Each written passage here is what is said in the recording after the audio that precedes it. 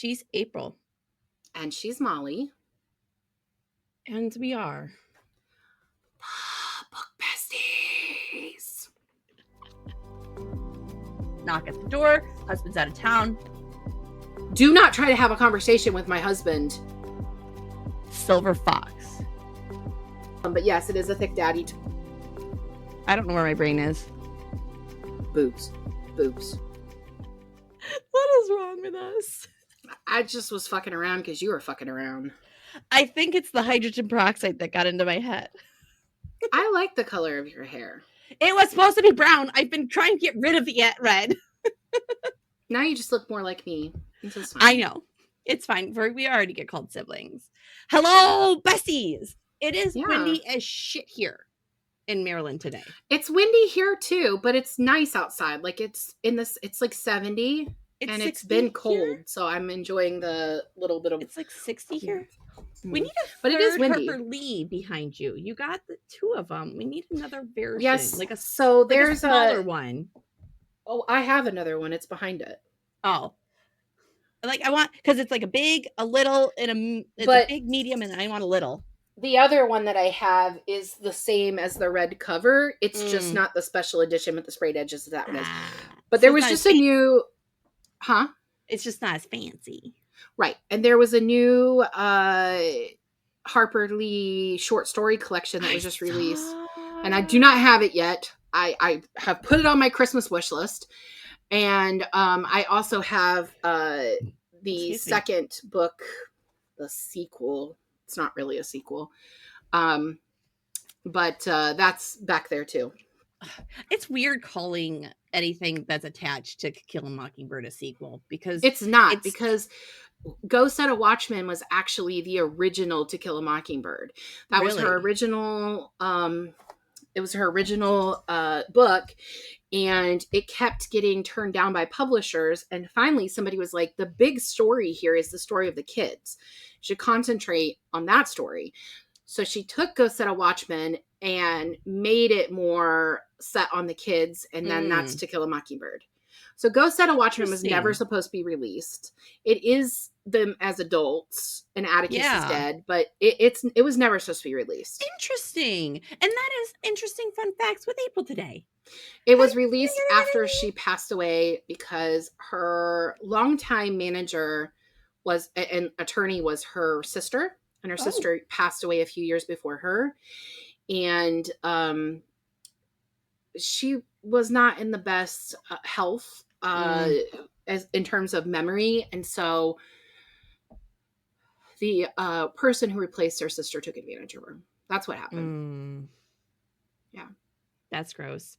Mm-hmm. That's gross. It's like... and I'm thinking that's what happened with the short story collection, but I still want it because I love Harper Lee. That's Ozzy Osbourne's family. Have you seen lately? They've asked for privacy in the mourning of their father, and like asked that his grave be left alone and not be turned into this like shrine spectacle. Yeah. And well, I guess it's become a thing to the point. I mean that doesn't surprise me. There are people who are fans and they want to grieve too. But I saw a video of Kelly Osbourne losing her shit on a podcast about it. And I was like, and I get her feelings, but also, Kelly, you need to eat something, my love. You look really sick. Did I hear you got a new Carpe Librum shirt? I did. It is my favorite design that I have of theirs. More than the fairy wings? You know, I really love the fairy wings, but I really want to support libraries as a whole and not just the fact that I'm a children's librarian. Valid. So I'm gonna show off my favorite one. And before I do that, I just want to remind everybody, Carpe Librum is size inclusive. They do not shrink. I put them in the dryer, guys. I'm a big girl. I put them in the dryer and I don't worry about them shrinking. They stretch over my double Ds, so y'all know that they're solid. I wear a 2X in them, and it fits perfectly. I wear them to work all the time, but I got to show you my favorite one. First of all, the coloring of the blue that it is so perfect because this is based on the iconic sign that all of us have seen a bazillion times. No. And here it goes. Read local. I need one now. Do they have that in purple?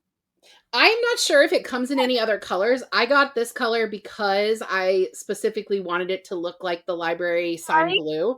But Oh my read God. local. I'm going to have to use the code and go get myself one for On Christmas. the back, it has their slogan, read, think, act, repeat, and the website, be awesome, readbooks.com. I need that shirt now. Gimme. And with our code this month and next month, so November and December, which is holiday 10, you get $10 off of any order $40 or more. So go get you one of these shirts and support local libraries, because supporting local libraries is more important now than it's ever been. This is also supporting an independent business, a woman-owned business. Woman-owned. It's Be amazing. Awesome, it's a small business. And beawesomereadbooks.com and get your very own Read Local t-shirt. I fucking love it. I'm jealous. I'm so jealous. You don't have to be jealous. You can go get your own. You want to talk about this week's book instead of me rambling? Yeah, sure. This week's book. Oh, wait, no. Before we talk about this week's book, besties, we do need to bring up something. A couple things, actually. This is my second to last episode. This episode. You won't be here next episode, but you will the episode after that. I'm because we have to film out of order. I am filming 2 more episodes. I will be in 2 more episodes this season, and after it's gonna. This words are awesome. And then after those 2 episodes, I will be on hiatus. I am having surgery, and it is going to take me OUT out. So I will not be available. But April is kicking ass and taking over and knocking the shit out of the park.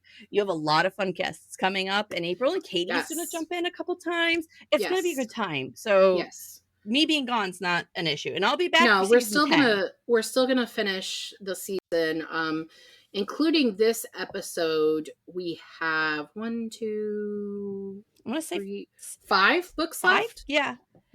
So and like it's good books too. Like I'm really sad to miss out on the Crimson Throne. Like I'm so excited for that. I'm still gonna read that. I'm not gonna be are going to be missing The Witch Queen, which I'll talk more about later with Alexandria Arden. And I'm so you just need to read that book because I cannot stop reading it. That's amazing. It is and so good. I love a good book that you just can't put down. Okay, so let's take a second though. We're gonna have to talk about season 10 now, guys. And April and I, let's not lie, April and I have been avoiding this. I've been avoiding it. We've been avoiding it. I've been avoiding it. So let's talk about this. April and I have decided that season 10 is going to be our last season, guys. Yes. It's a good number to go out on. It's my lucky number. It's an even number. It's an even number. I love a good even number. And this decision didn't come lightly. No. We have actually grown significantly this season. And, we're in season 9. We've been doing this for 5 years. We've met some incredible people, not just authors. We've met incredible people along this journey. And I love doing the podcast, but for me my job is just too more complicated. It's more complicated now than it's ever been. She has gotten such an amazing opportunity, and she is doing such amazing big things. Thank you.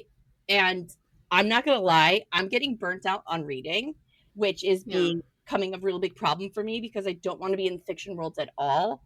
And that's difficult for me as someone that has to write fiction. So I plan to read whatever the fuck I want in DNF books I don't like, which is what I'm very much looking forward to. I plan on writing and sleeping. But here's the thing. While we will not be making weekly episodes anymore, it doesn't necessarily mean it's the end of Book Besties podcast. No, the content's still going to be out there. Yeah, we're still going to keep up all the social media. You're still going to be able to access our website and our RSS to catch up on episodes you've missed. And there's still the possibility of us coming back at some point, or at least going to some more of these festivals and things that we enjoy doing. It's just that I don't have the time to commit to a weekly podcast anymore. Honestly, I don't have the bandwidth for it. Yeah. I don't. But honestly, 5 years, this is longer than I've ever had anything career-wise. I've never been at the same place this long. So, I mean, And I'm you got I'm stuck proud with of me me. for that 5 years. It's fine. It's fine. I don't mind. But yeah, I mean, it's sad to do it, but it has to be done. So, It's time. with that said, season 10, we are going to go back to the original idea that was this podcast, and we are going to force each other to read books. It's not going to be Mm. about what's trending. It's not going to be about, Book what we're talk. seeing on Book Talk. It's going to be about what we want to read. No vetoes. So I'm reading some shit I definitely do not want to read. I'm sure Molly Tom's can say likewise. well, the book Tom picked. Love you, Tom, but my He's guy. looking for something else. We are only going to have 3 guests next season, and it's just going to be The people Tom, we who's love. my husband, our editor, our friend Nurse Katie, who is our other book bestie, and our good friend Chezzy, Francesca Zappia, who is an honorary book bestie and has been a part of the podcast Since since. season I mean, I think 2. we can say season 1 because I mean, we we were covered her chatting. book in season 1, and Yeah, then and then she's she been on certainly every came season. on ever since. Yeah. So, I mean, she really is one of us. So that's it. That's what we're going to do. It's going to be a shorter season. We're still going to have 15 episodes, I think it is. Yeah. We'll start in February. We're not going to do our normal February of romance reads. We're just going to do, again, we're doing whatever the fuck we want. And that's how it's going to be. And I like it. so I like it. We haven't actually planned out the whole season yet. We've picked what books we want to do, but we also need to give Tom, Katie, and Chezzy a chance to pick their books. So Yeah. It's gonna be great. It really is, and I think it'll be a good way to go out. And it's good things for all of us. This isn't sad news. This is No. something we've planned and talked about, and Yeah. we are both on the same page about this. So no sadness anywhere about this. No, I mean, it's been a while, a long time coming, really, honestly. Yeah. We've both been feeling the burnout. We've just been pushing through because we love this. Yeah. And we love you guys, and we love talking about books. So, and we're still going to do all those things, just not in smaller quantities format. So if you do follow us on TikTok, for example, we're still keeping that page going. So you're still going to see content. And I don't even use my personal TikTok. My TikTok is the Book Besties TikTok. So I'll still be on there. And I'm doing a fun new series that books Molly loves that aren't on Book Talk that are probably nonfiction. Yeah. That's a shitty long mouthful of a title, but I can't get rid of it for some reason. I like it. All right. So now do you want to talk about what we're doing? Yeah. Let's talk about this week's book. This week's book is A Frozen River by Ariel. The Frozen River by Ariel Lahun. Am I saying that right? Lahun. Before I do the synopsis, gang, we're going to talk about rape. This episode, this book, deals heavily with sexual assault, rape, trial, talking about rape in community settings. If this makes you uncomfortable in any way, shape, or form, please skip we the understand. We get it. You heard the announcement. We'll skip to the end if you want to hear what we're talking about next week. We get it. Protect your mental health. Seriously. Synopsis, friends. Martha Ballard is out delivering a baby late at night when she gets called to Pollard's Tavern. To examine a body that has been pulled from the frozen Kennebec River. She recognizes the man and instantly starts to ask questions. We go through this hard winter with Martha and the Ballard family as the winter and the people of Hallowell make it a long winter. By the time the river has thawed, we are floating into an easier times, but Martha's work is never done. Let's talk about the frozen river. I feel like that was a vague enough synopsis. That was a very vague synopsis. Lahun? Ariel Lahun. Lahun. Why can't I not say it? Han. Lahun. Ariel Lahun is new to pod, and from her own words, in the author's note, collects people. Martha Ballard being one of them. What do you think of her writing and her taking Martha's life and turning it into fiction? So I felt like, you could definitely tell she did her research, which I think is important. She was telling a story that I never heard before. Even though it has woman walking away on the cover. Yeah. It's not about World War II. It's No. totally different story. But No, I and it's not like a found wartime novel like you would think. it Yeah. wasn't. But I found the writing to be a bit tedious. Like it was Slow. heavy-handed. It's really slow too. Really slow. The story is not a bad story. Like it was an interesting story, but it was too much of it. Like this book could have been at least 50 pages shorter. Let's see, how long is this? There is so 400 and 400 the audiobook I think is 12 hours, something like that. Without the author's note, it's 400 and this is the paperback. It's a thick daddy. Oh my gosh, April. What the fuck? 415 pages without the author's note. So it could have been, I mean, at least 50 to 100 pages shorter. And it still would have been a good story. It's a thick daddy. And it's also, this is a library copy. Support local libraries. I think I'm going to be donating this or giving it to a friend. I feel like you're right. Tedious is a good way to put it. Heavy in details, which I have a conversation about that, a question about it, I believe. We get a lot of sub stories in this. Yeah. Like, I get that she's trying to fill the world out, but at some points I'm just like, did we really need this? Did we really need this? Did we really need this? But I actually really liked how she like flashed between what was their present day and what was her past. Martha's past. Yeah, I liked how those were like woven together, but I just felt like there were too many stories. I feel like it was seamless. Martha, if we would have stuck to Martha and the Ballards and stuck to their timeline a little bit strucker and stepped away from the town a little bit more, I think I might have liked it a little bit more. I mean, there was a whole chapter that takes place in a shop where these women are saying disparaging things about another woman. Rebecca. That was not Rebecca. Not Rebecca. It was another woman who had had a child out of wedlock. It was not necessary to the story. We already knew that was the behavior of the community. And then we knew that Martha was going to say something. So why? Right. And the shop guy had vision issues and was looking at getting rid of his shop. And like the same girl who had comments made about her was going to become the shop girl. And it's like, that story was not needed. Like it was not needed. It wasn't. And it's like, I get it.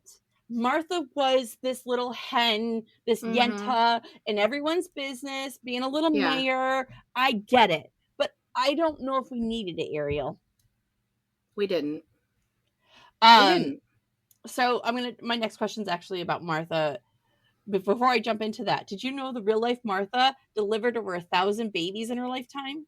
And never lost one of them. Never lost a mother, I should say. Yeah. There were babies that were born still, but she never lost a mother. That's amazing. And I have a lot of links I'm going to put in things about Martha because I did my own research because hot damn this woman. Well, I think it was her granddaughter was the person who created the Red Cross. So, I mean, she was a real person. And there's a book she talks about too that talks about Martha's life, and it actually has pages which I have linked in my doodly doos. In this book, there's actual pages from Martha's actual journal. Yeah. So I'm obsessed with the historical fiction that is in the history. Yeah. Martha Ballard is a real life American woman from the past. Did you know this before reading the book? No. I didn't know anything about this book other than it was hard to get at the library because people keep checking it out. Yeah. It's very popular at my library. Yeah. It's hella popular. And I see why. It's also a Good Morning America book. It was one of their selected reads. I see why. Martha is very compelling. It is not a story you're getting. She is not a woman in revolutionary times. She is not a woman you see during those times. She's standing up for herself. She has a backbone. She is just... She can read. She can write. Her husband made sure of it. Mm-hmm.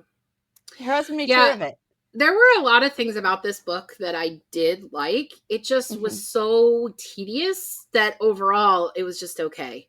Yeah, I gave it a I I feel like if she would have stuck to the actual story of Martha instead of trying to fill out the world, that was a compelling enough story. That was the story that she was inspired by to write this story. Like, she read about this woman, Martha Ballard, and was like, this would be a great novel. And then she filled out the world with just way too much. Yeah. It took away from Martha's story. It absolutely did. It absolutely did. Yeah. We get to know Hallowell and its people through Martha, as she cares for its people and meddles in their lives a little bit. But people come to her for advice, and at times it backfires not just on Martha, but them too. Did you like how the author took us through town and its people through Martha? Do you think this helped us get a good idea of what the town and the townspeople are like? I mean, I feel like this is me just reiterating this. I just think there was just too much. Like, it didn't need, like, the important case in here, which is the rape of Rebecca Foster, is a real case. That really happened in the judge Hallowell, really was accused of it, and he really was charged with attempted rape, not rape, because they didn't have evidence. They didn't have an eyewitness to the rape, so they couldn't charge him with rape, just attempted rape. I agree, but this was a real case. Yeah. And we were talking about my To Kill a Mockingbird books at the beginning of this episode, and I just want to say, so To Kill a Mockingbird, that story in there is also revolves around a rape. And it is very much obvious that the person who is charged with that rape didn't do it. No. This is the opposite side. There's so much evidence that this happened, and the proof was not there in either case, but in To Kill a Mockingbird, it was a black man's word against a white woman's. In this book, it was a judge and a war hero against the preacher's wife, who had just recently gotten fired. So obviously, this woman would just make up rape to, get her husband's job back. Because that's what we women do, is scheme, I do want to say, and this episode's going to be full of spoilers because that's what we do here. But I do want to say, including a rape that happened to Martha in her past, that was a bold choice because I feel like that was, I don't know if I agree that it was the best choice, but Ariel talked about this in her author's note. She said that there's no evidence that it happened, but because the statistic was so high. Yeah. I don't think you need to be a woman who was raped to have sympathy for women who are raped. And I really don't. I don't. And while it helps us see how Martha and her husband slowly bonded, did we need that character to be raped? No. I don't think it helped the story, to be honest. I think honestly, it made me pity Martha a little bit. And she was such a badass, it knocked her down a little bit. Yeah. Which is awful because she doesn't need that, and that's not how we should look at people. But right, the brain instantly judges, it's gross. Well, I just feel like it was actually more compelling if she just had sympathy for women because she was a good human for women. Yeah, I just think that's a more compelling story. Okay. Yeah, it made no sense. There was a lot of options. Speaking of no sense, the side stories. Which one? Okay, there are several side stories, and I'm sure we're going to get to them as we talk about this book. But I want to talk about the body in the river and the processing of this storyline. We're getting into the spoilers now, gang.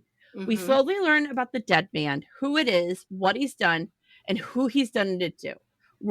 We just talked about Rebecca's rape. So what happens is Rebecca is home alone with her children. Knock at the door. Husband's out of town. The judge shows up. Judge and another dude shows up at her house, forces themselves on her, and then leaves. The man that's dead in the water is one of those men. Cool. Now y'all are caught up. But but it isn't revealed till the last few pages what really happened and how this dead man got in the Mm-hmm. water. Mm-hmm. Did you see, did you predict that her son and the other man were going to be the one that actually that pulled him out, put him in the water? No, I thought that probably what happened was Judge what's his face. Yeah, I assumed he had I killed don't him to think keep him quiet. I actually didn't think he killed him, but I thought he paid somebody to do it. Do I it. That thought would make sense too, because he's a I lazy son of thought a bitch. he well, and it's Martha's not made just that that. clear. It's not just that, but he had put a lot of people in debt to him. Mm-hmm. And when that financial burden comes to play, you either have to go to jail, Yeah, or you have to do something nefarious to get the money. So yeah, that's what I assumed happened. I do want to say that if you're looking for a book to celebrate US 250, because it's the 250th anniversary of our country next year in whoop, whoop. 2026, I would say this is a good one to read. It takes place during that time. You will hear the names of people that you recognize from Which, historical. not necessary. I disagree with you on that. I just If didn't give I'm a friends shit with that Paul Paul Revere was Revere, I'm there. dropping that shit everywhere. I I'm just don't name give a dropping that shit shit. everywhere. I don't give a shit about Paul. Anyway, I think this is a good one to read for that. Yeah. Again, it's really heavy handed, but it would be a good if you want to do some sort of reading challenge where you have to read Yeah. a USA 250.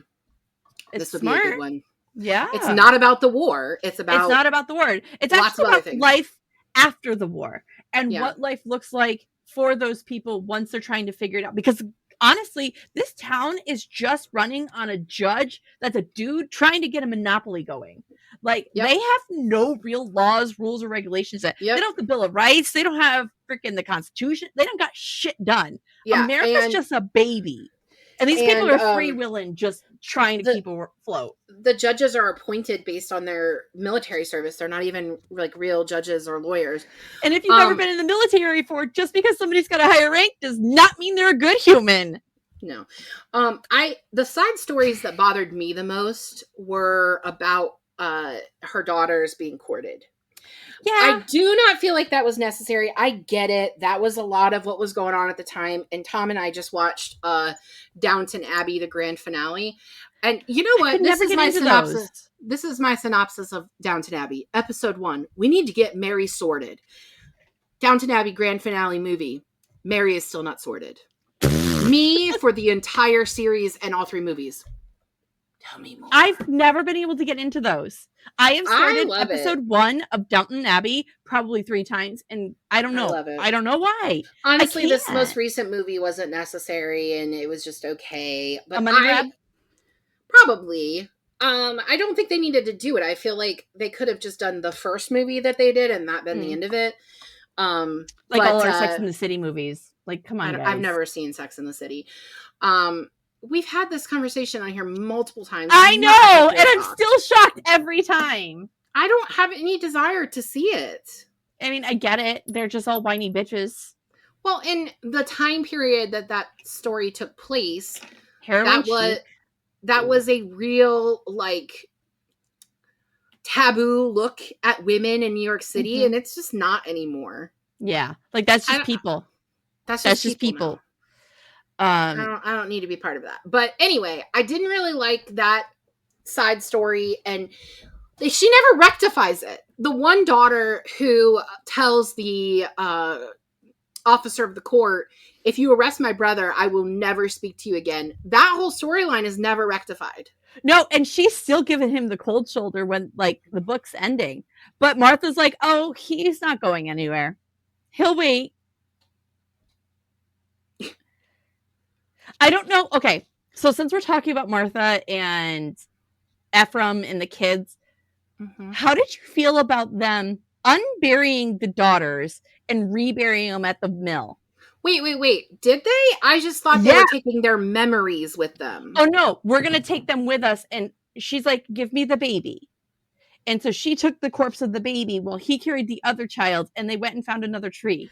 Okay, well, so I apparently did not gather that. I thought they were they left them there, their bodies there, but they took their memories with them and gave them he a went resting place he took her on emotionally. this like walk through the new mill and where everything is going to be, and at the end he goes, and this is where we can lay them.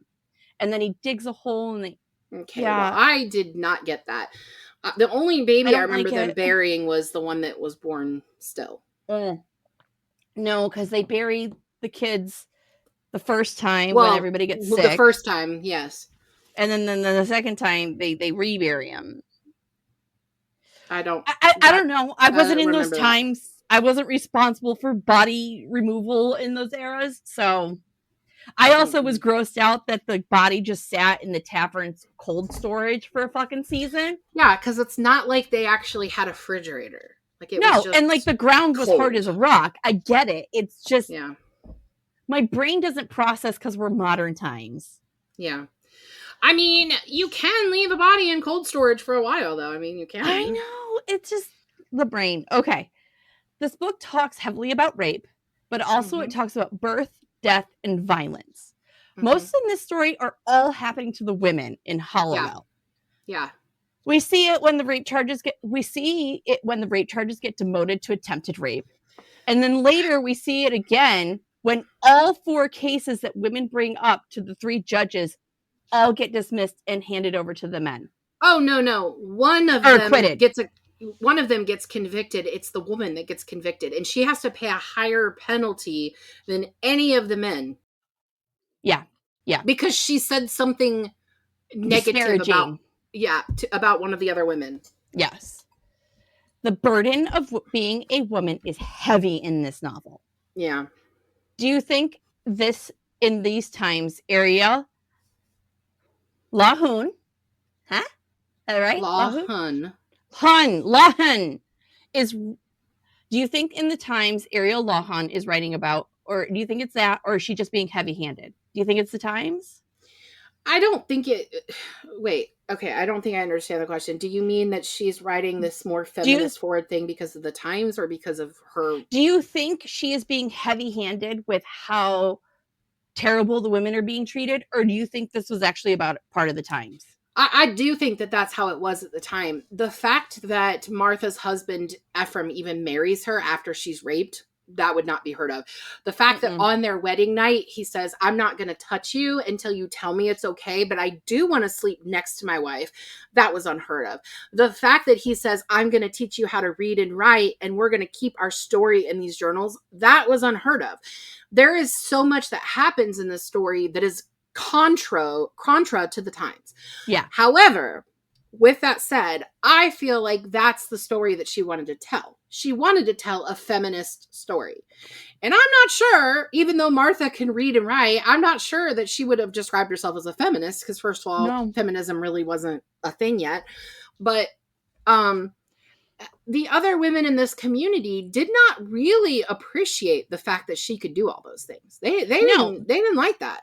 I mean, they love having Martha around. They're glad that she's there because they want her to birth their babies, but they're grateful she keeps them safe, but she comes up with concoctions, tinctures, but she associates with natives. She talks to the black.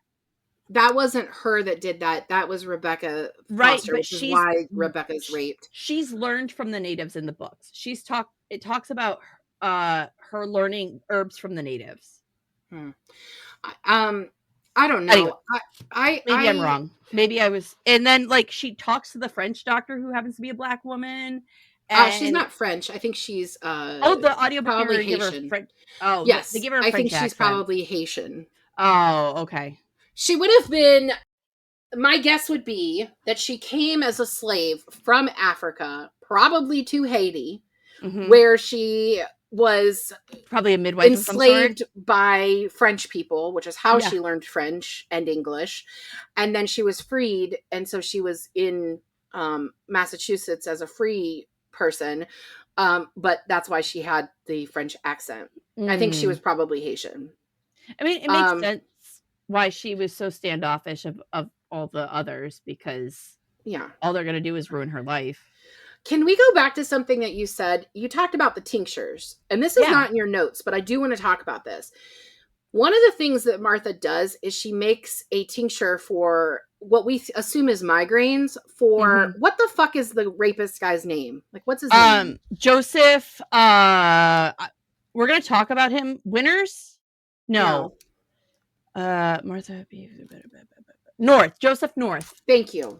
He's a real guy, by the way. Yeah. His wife has migraines. Severe. And very severe. And Martha makes tinctures for her. And when we talk about Martha being a midwife, that wasn't the only type of care that she did. She was a healer in general. Yeah. But here's what's interesting to me, and this is never like explicitly said in the story, but this is what I think is going on. I don't think that Mrs. North had migraines. Oh. I think Mrs. North was an abused spouse, whose husband was violent and a rapist, multiple times a rapist, he admits at the end of the book. And I think that drove her to these headaches. I think she was an addict. I think she was self-medicating because she was dealing with this horrific husband. Yeah. That's what I actually think was going on. And honestly, there's no way out of it. There was no way out of it. It's not like she could get a divorce. No. Like, and the fact that she testifies that her husband was home when it's most likely she was unconscious, like, she even says, what else was she supposed to do, though? I mean, I want to blame her. Those are her exact words to Martha. She comes to Martha begging for a tincture, right? And Martha goes, "No, you lied for him. I'm not." And like, Ephraim's pissed at Martha for this. And he goes, "You know that woman's in pain." And she's like, "No, you lied for him. You knew he wasn't there and you lied for him." And Martha adds to her pain. But what was Mrs. North supposed to do? What was she supposed to do? Really a rock and a hard place. If she didn't lie for him, he would have hurt her. And this is an example of victim shaming. Like, she's victimized as well. I mean, we don't have concrete evidence of that, but there's no doubt in my mind. I would insinuate it from this book. And spousal rape didn't even exist in that time period, so he could have been raping her, and that wasn't a legal argument. And the fact that they couldn't have children made me assume he was really physically aggressive with her, probably. Yeah. I have a question about North, but let's talk about it, and then we'll talk about the doctor that she hates. So let's talk about North. He's our villain. North is a French and Indian War veteran. He is a revolutionary veteran as well. Yes. He is the judge for the town of Hollowell. He holds 90% of the land, is like the land guy. He ends up being this massive villain. Yeah. We slowly learn he's taking advantage of his position, terrorizing townspeople by like holding their titles over their head, raping their wives, like just horrific things is happening.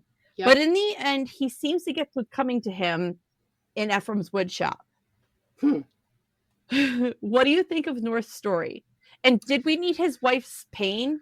Like, did we need to know about all of her struggle along with that? I think we had to have some story about her so we could understand why she would testify in his defense. On his side, yeah.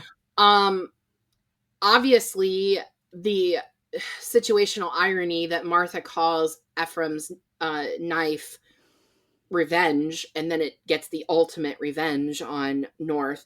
Yeah. You know what really disgusted me more than anything about his whole story?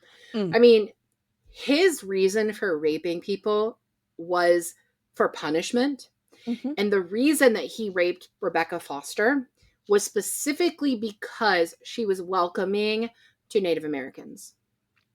And he had just fought in the French and Indian War to kick all of the Native Americans out of their community. And the fact that she would be welcoming to them, that bitch had it coming. That's essentially what he says. Yeah. And when he is at the end of the book, friends, spoilers, he's waiting for Martha at the mill. Mm-hmm. But he figures out that she figured out what he's doing.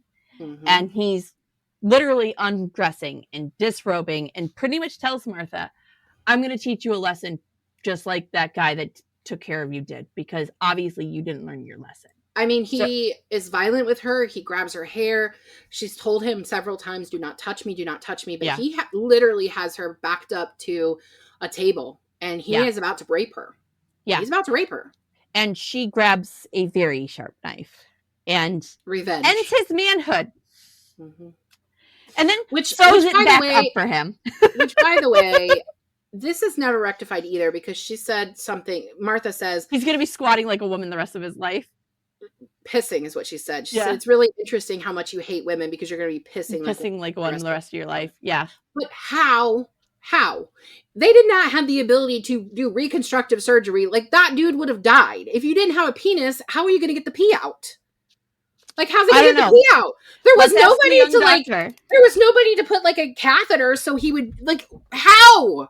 The young doctor who no, went to there's Harvard. no way. They did not have the surgical intervention at this time to, we got to ask Katie, but there's no fucking way. Katie! There's no fucking way. He, no fucking way. You're going to text us, Katie, in about 2 weeks about this. Mm-hmm. So since we're talking, I mentioned the young doctor. Martha has massive beef with this kid. Mm-hmm. Massive beef with this kid. Yeah, I don't blame her. He's 24. He's fresh from Harvard. And he keeps telling her Harvard. Yes, just like that. And he keeps telling her that she doesn't know what she's doing. Mm-hmm.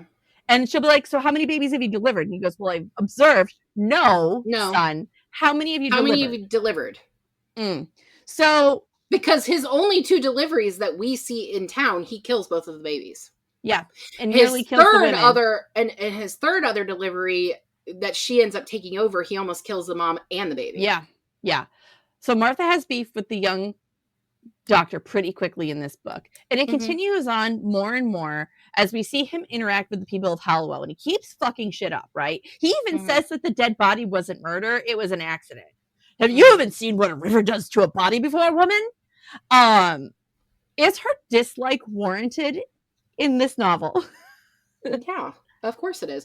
Do you know who he reminded me of?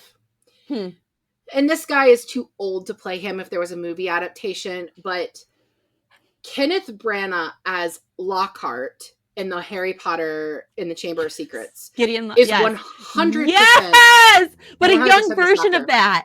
Mm-hmm. Like with the pompous hair and the pretty boy suits, and absolutely, he has no idea what he's talking about. He's just bullshitting his way through life. Yep, it's what any officer just out of the academy does, right? They're going to come in and act like they know shit, and someone that's been sitting in the stand and watch in the OS watch stand for 15 years is going to be like, you don't know shit. You just graduated. You don't know shit. Don't come in and act like you know everything. You don't know anything. You don't know anything. Seriously, I've been here all day. You just walked in 30 minutes ago. There's something to be said about education, but there's also something to be said about experience.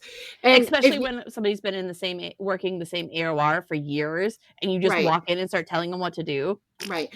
So if you've ever seen the show Scrubs, which is one of my favorite shows and is coming back. And it's coming back. She must be so excited. So excited. One of the things that JD talks about is the moment when the young doctors become the person that knows more than the nurses. And not necessarily more than the nurses, but they're more confident in their decisions in the experience and education swap. Yeah. And can they remain friends after that? That's what this reminds me of. You have a midwife, a holistic healer who's going, I don't give a fuck. Job. Right. I don't give a fuck about your Harvard education. I am the one that's delivered 1,000 babies. It's a piece of paper. Right. And medical school then was not like what it is now. No. You didn't go to school for 12 years to be able to deliver babies. That's not what you did. It's like a mail-in course now. It's like a mail-in course now. Yeah, the equivalent was not there. No. Speaking of officers, I knew really quickly officers were humans when I first got to Sector Baltimore, and I went to the locker room to change in an OS1. was sobbing uncontrollably in front of her locker. And I go, "Oh, I'm sorry, ma'am. I didn't mean to disturb you." And she goes, "Don't call me ma'am. You're the same age as my big sister." And just starts hysterically crying more. And I go, "Ma'am, what's wrong?" She goes, "I'm having a bad day. The OS2 yelled at me." And I was like, did you deserve it? She goes, "I did." I just know whenever we see this I saw this with my husband when he was active duty. We see this with Katie when she has to cover the hospitals. She has so many rude doctor stories. There's something to be said about watching. Like, I'm not telling you that your education doesn't matter. Like, I have a master's degree. Clearly, I care about education. Yeah. But you don't walk into a workplace and just assume you know everything because you you're also educated. Want to get your doctorate. Well, I might be able to now that we end the pod. I may actually be able to do it. Ooh, let's talk about that's future Katie and Molly in April combo. I may be able to do it, but I don't know. It's not there. Just a related note. It's pointless for me to get my doctorate because it's just a fun piece of paper. But PhD, calling you Dr. April would be pretty cool.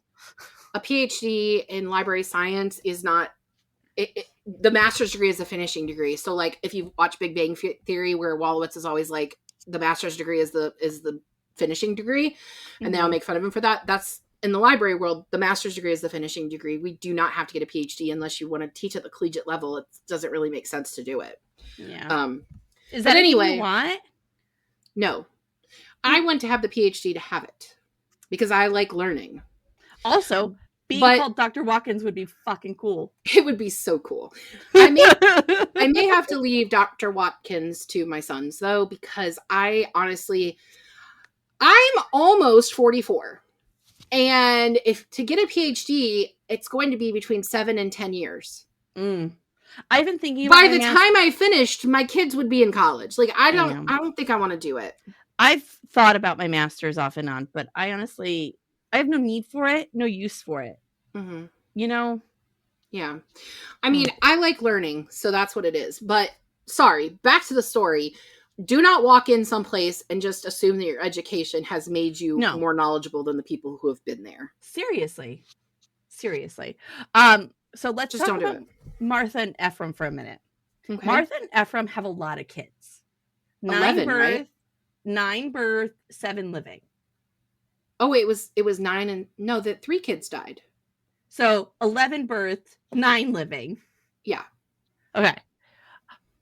And they're in a happy marriage, which we do not see a lot in historical fiction. Yeah. Authors usually put their female protagonists in some sort of struggle, bad husband, bad marriage, missing husband, whatever.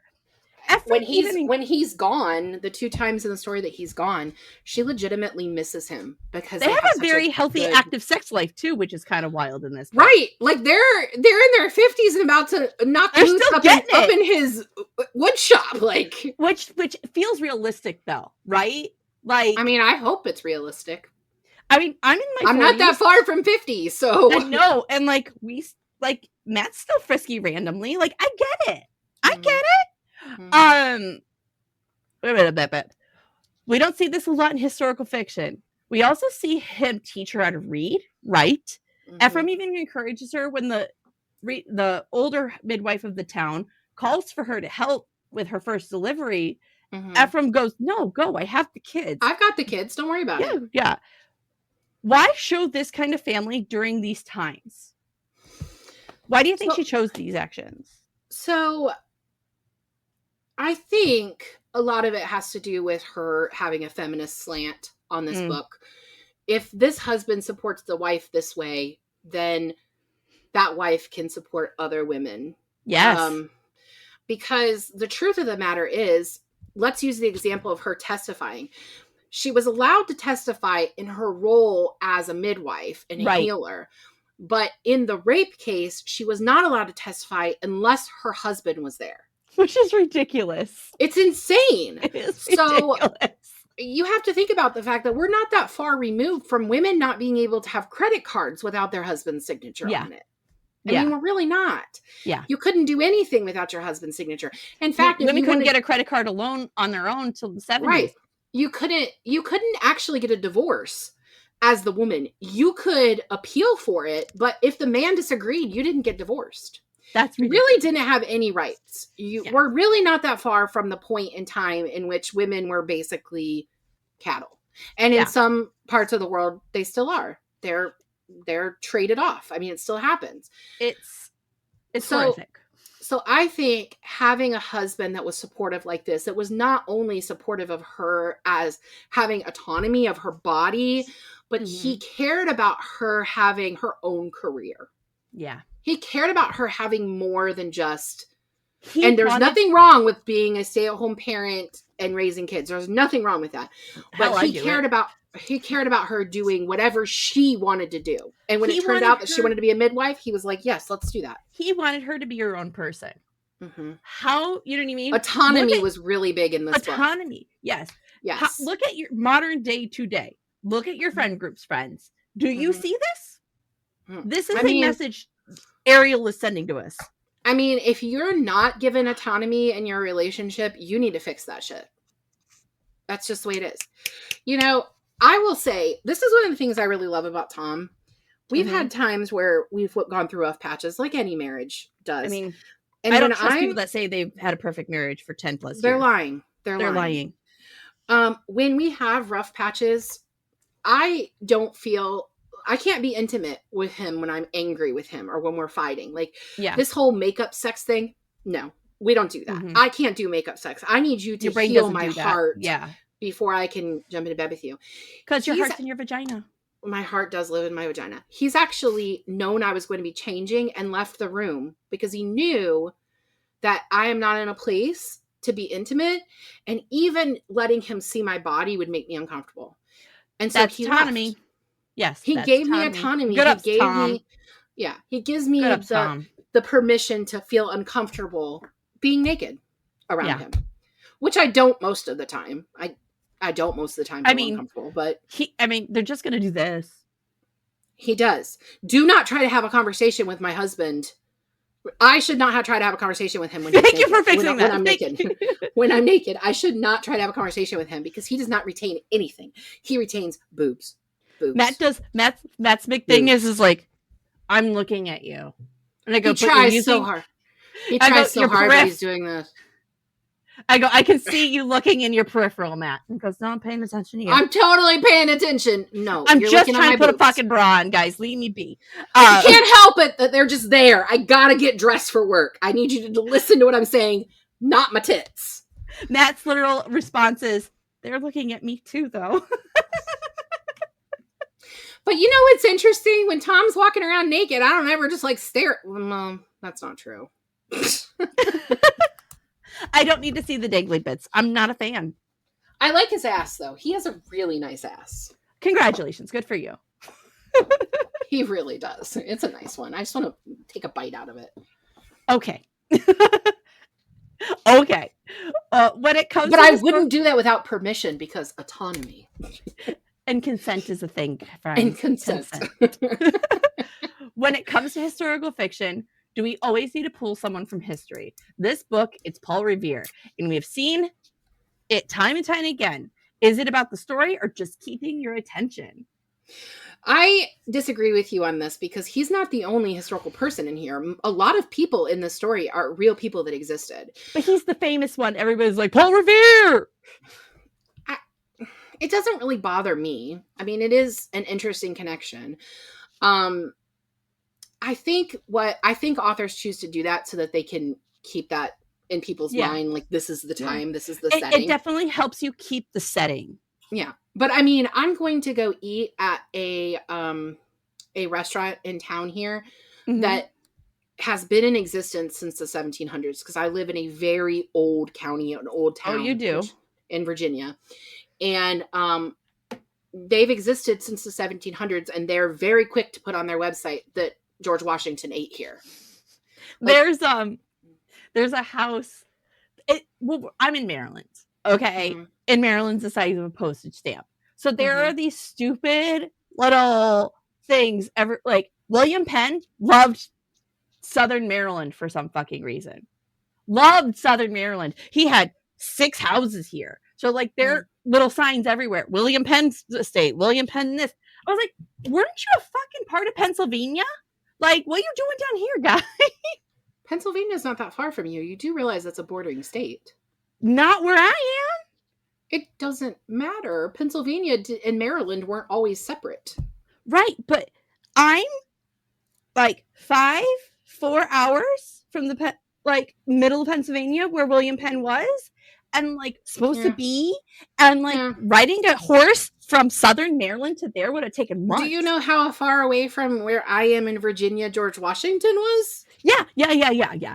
Like a significant drive in a car doing 70, okay? Like, it's just, that's what you do. We're in a part of the country that's very historical. And Virginia, I mean, our country's about to celebrate 250 years.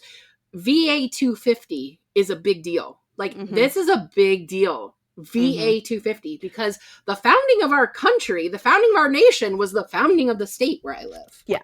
Oh, one more funny thing about that. Corpus, they have a sign in the Wendy's that Eva Longoria used to work there.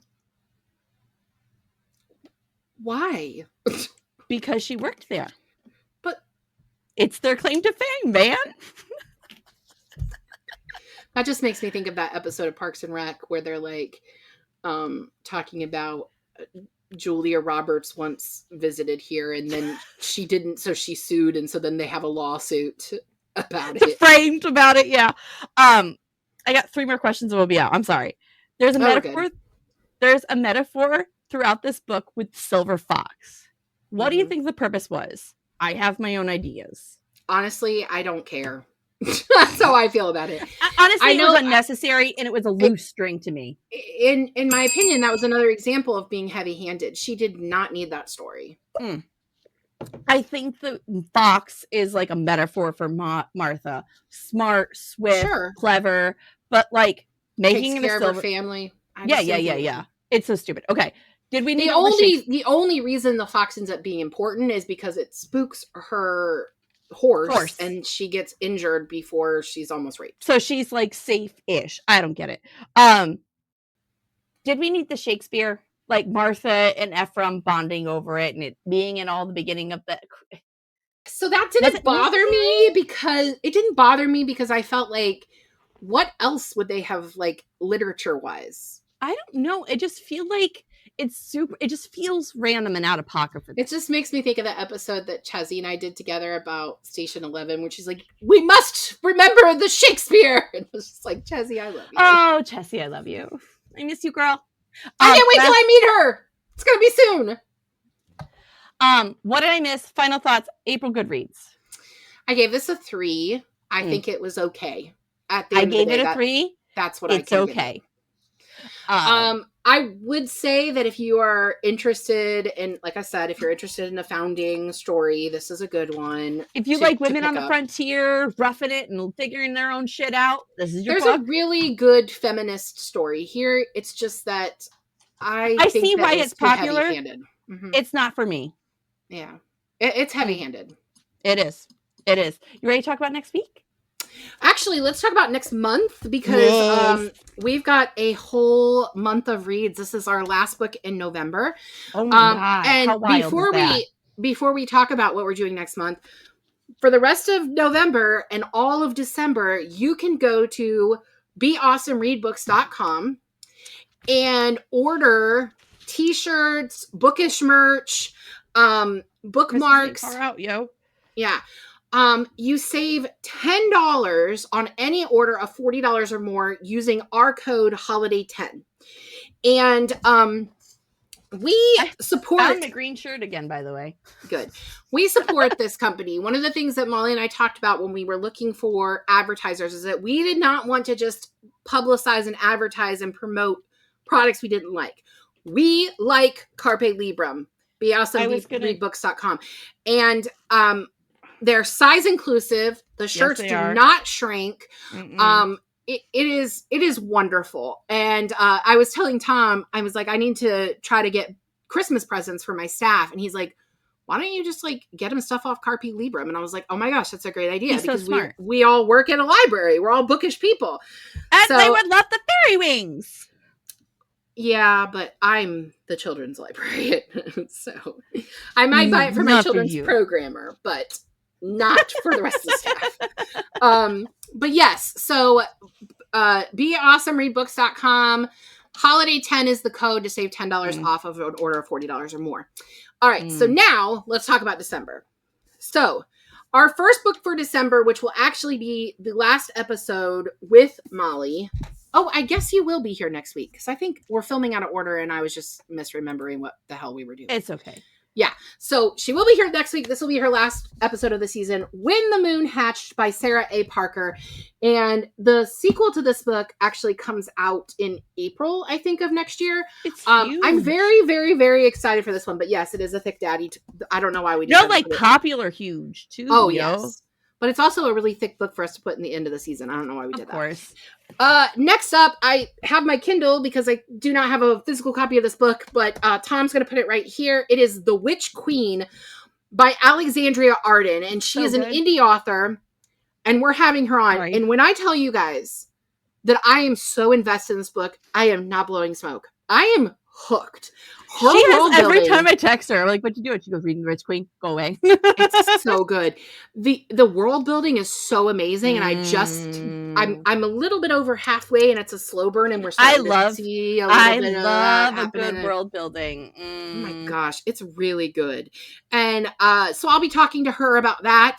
And then the following week, Nurse Katie will join me, and we're going to talk about this book, One Dark Window by Rachel Gillig. I'm reading this too, even though I won't be there.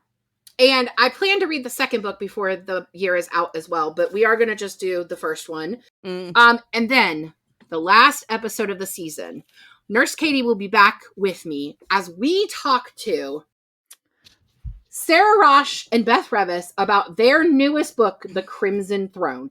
This is an art copy. God. Molly is showing off the copy that she got at the store with the beautiful sprayed edges, but this is the art copy that we were sent. Look at that. It's been out since October. Oh my gosh. I cannot wait to read this with them and talk about it. Tell Beth I miss her. Ooh, look at the pretty cover. I know. It's so pretty. So that's what we've got coming up for the rest of the season. That's the last episodes. And then we'll be on hiatus until February. Yeah. All right. Know. It's crazy. It's crazy. I'll see you guys next time then. Yep. Bye. Bye. Thank you for joining us on Book Besties. Don't forget to like and subscribe. The views discussed here are those of April and Molly, not those of anyone else. We'd like to thank our sponsors, Carby Librum, the shop that has bookish things for bookish people. And right now, you can save $10 on any order over $40 by using our code HOLIDAY10, which is good for November and December. Today's book was The Frozen River by Ariel Lahan. Your book besties are Molly Biggs and April Watkins. Editing by Thomas Watkins, and music is Sweetly by Brigida. Don't forget to follow the Book Besties on Facebook, Instagram, TikTok, and YouTube. If you'd like to contact the Book Besties, please email us at bookbestiespod@gmail.com or visit our website, bookbestiespodcast.com. Until next time, besties, get lost in your favorite book.